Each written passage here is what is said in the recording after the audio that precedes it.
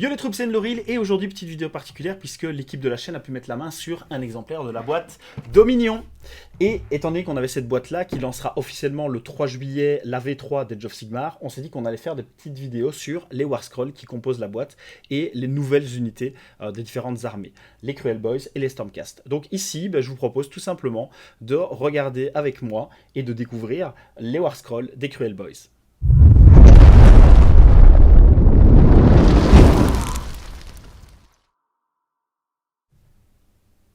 C'est parti pour la découverte des Cruel Boys basés sur les War Scrolls de la boîte Dominion.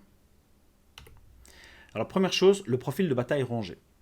Il y a deux choses qu'on peut voir avec ça, c'est que premièrement les coups en points sont cohérents. Quand on voit les augmentations de plus ou moins une dizaine de pourcents en moyenne par Battle Tome qu'il y a eu entre le passage de la V2 à la V3, on se dit que les points présents dans le War Scroll sont relativement cohérents. Autre information très intéressante à propos des Hobgrots, c'est qu'ils ne sont pas lignes, donc ils ne pourront pas servir à remplir les 3 lignes obligatoires dans le cadre d'une partie en jeu égale de 2000 points. On continue avec l'aptitude d'allégeance.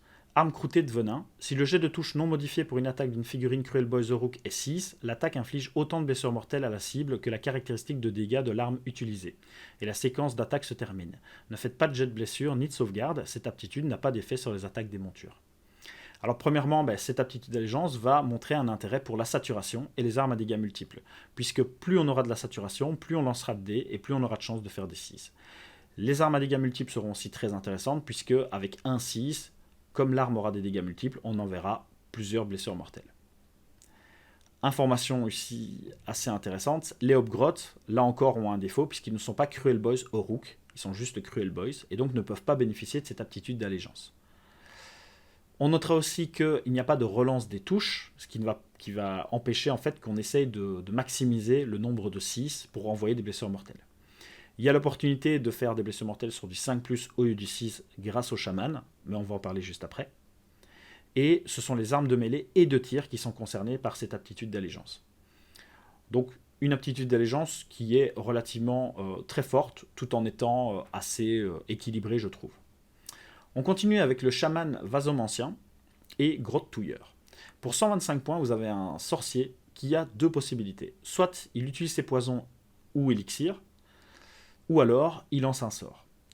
Si vous décidez d'utiliser les poisons et élixirs, sachez que l'action est automatique. Vous n'avez pas de jet à réussir pour pouvoir les utiliser.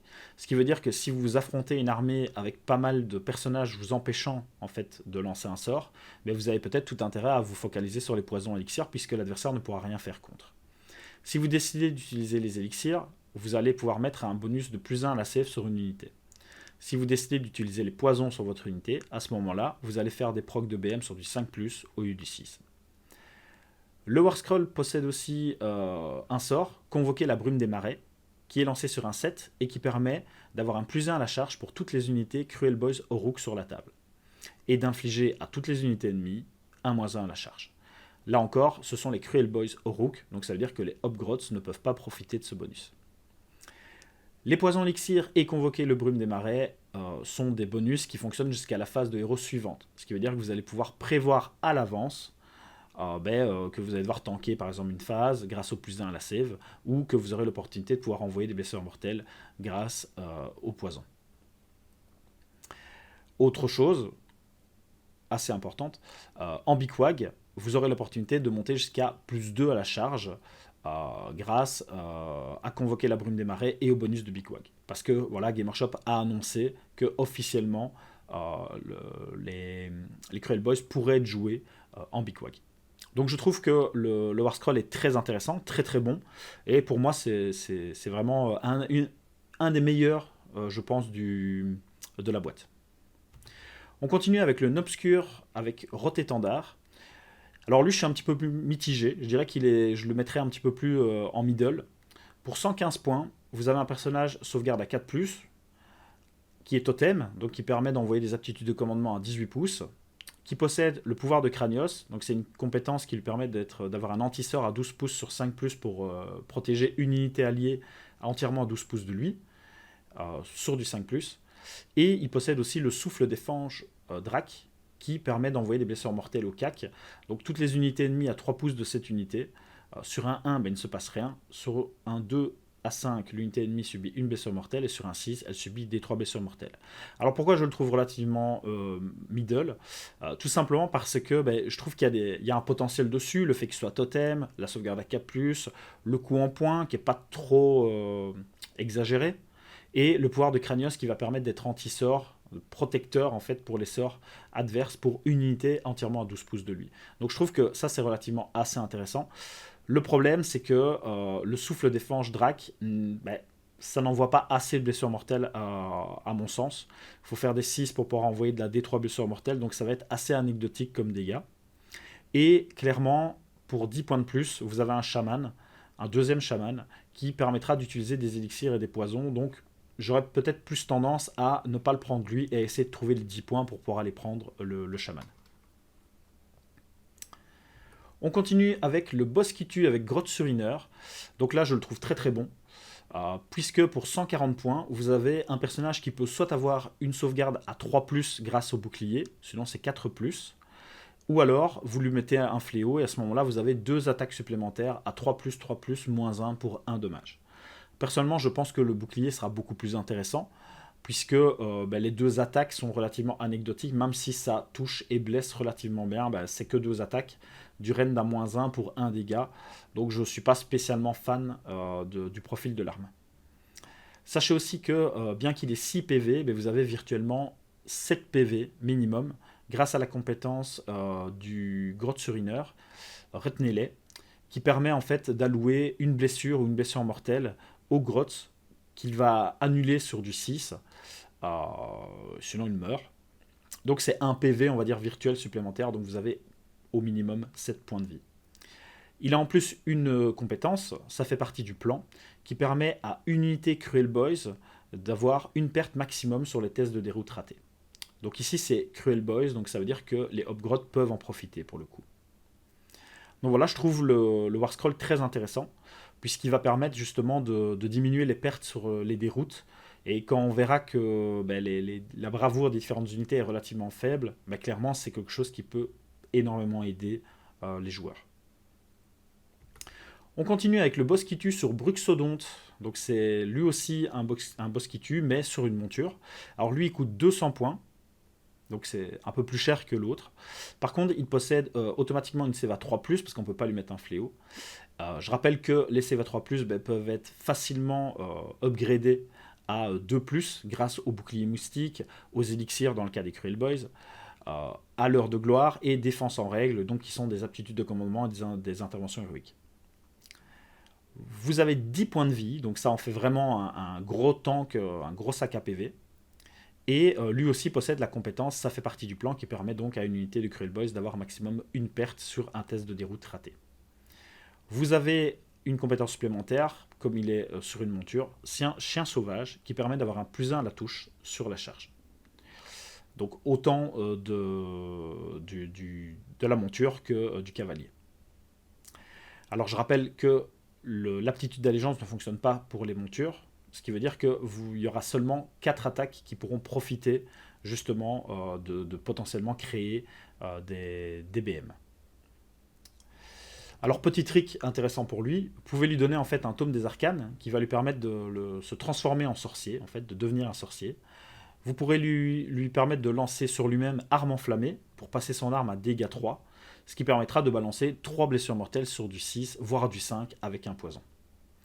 Alors bien entendu, les blessures mortelles ne pourront pas proc sur les attaques de monture. Donc voilà, Warscroll très intéressant là encore, et je pense que si je devais choisir entre un boss qui tue, je prendrais celui-ci, histoire d'avoir vraiment un personnage qui aura plus de mobilité, et qui pourra donc plus facilement se redéployer, et qui pourra tanker beaucoup plus, puisqu'il a une 3+ natif sur lui. On continue avec les égorgeurs Hobgrots. Donc ça c'est vraiment l'unité Warscroll que je trouve la moins intéressante de la boîte Dominion. Pour 95 points vous avez 10 figurines. Donc le nombre est relativement très intéressant. Le coût en points est faible, ce qui veut dire que ça peut être une très bonne unité pour tenir un objectif dans votre zone de déploiement. Le gros problème, comme je l'ai dit, c'est qu'elles ne sont pas lignes, ce qui veut dire que vous ne pourrez pas les prendre pour compléter votre liste d'armées et remplir les 3 slots obligatoires de ligne pour le jeu égal. Alors en attaque, vous avez la possibilité de tirer. Seulement, il y a très peu d'attaques. C'est une seule attaque. Pour du 4+, 3+, -1 pour un dégât, à 8 pouces de portée. Donc la portée n'est pas énorme. En mêlée, le gros problème c'est que vous avez 2 attaques, mais c'est 4+ pour toucher, 5+ pour blesser, sans rend, dégâts 1. Donc là encore, le profil au niveau des attaques est pas vraiment très intéressant. Je rappelle qu'ils ne sont que Cruel Boys, ils n'ont pas le keyword Oruk, ce qui veut dire qu'ils ne peuvent pas profiter du bonus d'allégeance. Vous avez l'opportunité d'avoir un porte-étendard dedans qui va vous permettre de relancer les tests de déroute, un musicien qui va vous permettre de courir et de tirer, et vous avez la compétence Plantez-les qui permet de faire 2 touches au lieu d'une sur des 6. Donc voilà, j'ai vraiment du mal avec ce War Scroll. Je trouve qu'il manque énormément de choses et j'espère que le Battle Tome va permettre d'amener justement des choses supplémentaires pour essayer de rendre un peu plus intéressant l'unité. La bravoure de 4 avec une sauvegarde à 6 pour 1 PV, voilà, ça me conforte dans l'idée que c'est pas quelque chose qui sera là pour tenir longtemps. On continue avec les éventreurs qui eux sont un peu mieux, puisque pour 180 points, vous avez donc une unité avec 2 PV sauvegarde à 5 par figurine. Une portée de 2, donc ça c'est très bien avec les nouvelles règles de cohérence, puisque vous allez pouvoir taper avec 2 rangées d'éventreurs. Au niveau des attaques, on est sur 2 attaques 4+, 4+, sans rend, 1 dégât. Donc là, on n'est pas sur un profil exceptionnel en termes d'attaque, mais avec les blessures mortelles qui peuvent potentiellement proc, on verra qu'il y a pas mal de petites choses qui peuvent être faites avec eux.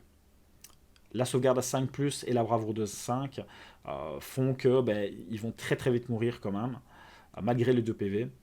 La bravoure de 5 va demander peut-être d'avoir un boss qui tue à côté pour les empêcher de fuir trop nombreux. Mais voilà, comme je l'ai dit, il y a possibilité de les buffer, puisque avec les poisons, vous pourrez faire des procs sur du 5+, à la place du 6. Si vous jouez en Big Wag, vous pourrez utiliser le bonus, la grosse wag, qui permet d'avoir un +1 à l'attaque, ce qui veut dire que chaque figurine aura 3 attaques. Le bonus de wag, brisez-les, qui va vous permettre d'avoir un +1 à la touche, ou alors cognez-les, qui vous permet d'avoir un +1 à la blesse.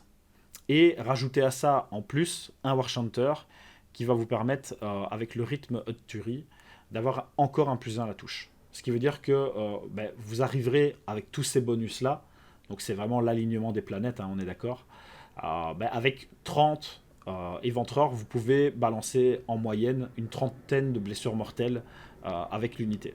Donc c'est relativement très intéressant, mais c'est beaucoup de bonus à aller activer sur l'unité. Alors clairement, je dirais qu'elle est middle. Elle n'est pas nulle, mais elle n'est pas assez bien que pour être dans le top des War Scrolls de la boîte. On continue avec les embrocheurs. Alors, je suis un petit peu déçu parce que j'adore les figurines et justement, c'est des unités qui vont pouvoir compléter, par exemple, une unité d'Iron Joe pour amener un petit peu de tir. Mais malheureusement, on va voir que le War Scroll n'est pas terrible. Donc, je les ai mis en middle parce que avoir du tir, c'est toujours assez intéressant, mais il leur manque des choses. Donc, pour 120 points, vous avez 3 figurines. Avec 2 PV, sauvegarde à 6. Alors rien de choquant à ça puisque ce sont des unités de tir en soi, donc elles sont toujours un petit peu plus fragiles que les autres. Vous avez donc du dégât 2, donc ça c'est bien pour pouvoir envoyer 2 blessures mortelles sur chaque 6 pour toucher, ou 5 avec les poisons. Le problème c'est qu'on a une faible portée, voilà, la portée de 24 si on ne bouge pas, ou alors une portée de 12 à partir du moment où vous avez décidé de bouger. Donc c'est un petit peu limite, je trouve, et ça affaiblit grandement le War Scroll. Donc voilà, grosso modo, la règle des 100 délais, c'est pas vraiment une règle supplémentaire, ça explique juste quand on doit faire tel tir et tel tir. Donc je trouve que le War Scroll est très pauvre en règles. J'espère que le Battle Tome va amener beaucoup plus de bonus. En conclusion, on peut dire que les War Scrolls des Cruel Boys de la boîte Dominion sont relativement très intéressants. Ça permet de déjà voir un petit peu vers quoi Game Workshop veut aller en termes de règles. Maintenant, on le voit, il manque pas mal de choses et il faudra attendre d'avoir une couche de règles supplémentaires pour les différents War Scrolls ainsi que d'autres unités potentiellement pour pouvoir remplir un petit peu plus les possibilités de l'armée.